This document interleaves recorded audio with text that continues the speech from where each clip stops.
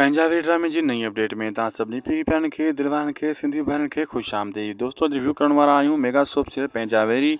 अचण वारा एपिसोड ज़बरदस्त तमामु बहितरीनु थियण वारा आहिनि।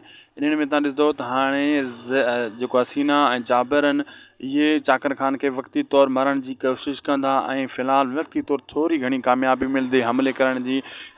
थी सघे थो ज़हर ॾियण जी कोशिशि करे लेकिन हाणे उहे नाकाम थी वेंदा छो त हाणे हसीना जी भाइटी बि सभु ॻाल्हियूं ॿुधियूं आहिनि। उहा विच में इन खे ब्लैकमेल कंदी ऐं हसीना त फ़िलहालु पंहिंजी भाइटी खे उन जो वात बंदि करण में उन खे कामयाबु थी वेंदी। उन खे हितां कढी छॾंदी हवेली मां। पंहिंजे भाउ खे बि सम्झाए चवंदी रुंडे खे उन खे सम्झाए ऐं उन खे ब्लैकमेल कंदी। बहरहाल हू जेको आहे इश्क करे रही आहे चाकर ख़ान सां। इन जे करे हू चाकर ख़ान सां शादी करणु चाहे थी लेकिन उनजी फुफी जेको आहे उनखे मारणु चाहे थी।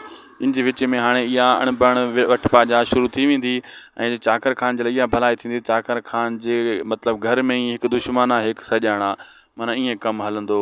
ऐं दोस्तों अॼु जो वीडियो पुॻो पंहिंजी पुॼाणी ते असांखे ॾींदा इजाज़त। अगरि अपडेट तव्हांखे सुठी ज़बरदस्त लॻी त पोइ लाइक सब्सक्राइब शेयर ज़रूरु कजो। असांजे हिन यूट्यूब चैनल उदासी टेक खे उदासी टेक तव्हांजो ई पंहिंजो चैनल आहे। हिन ते तव्हांखे बहितरीन खां बहितरीन अपडेट्स वग़ैरह मिलंदा रहंदा आहिनि।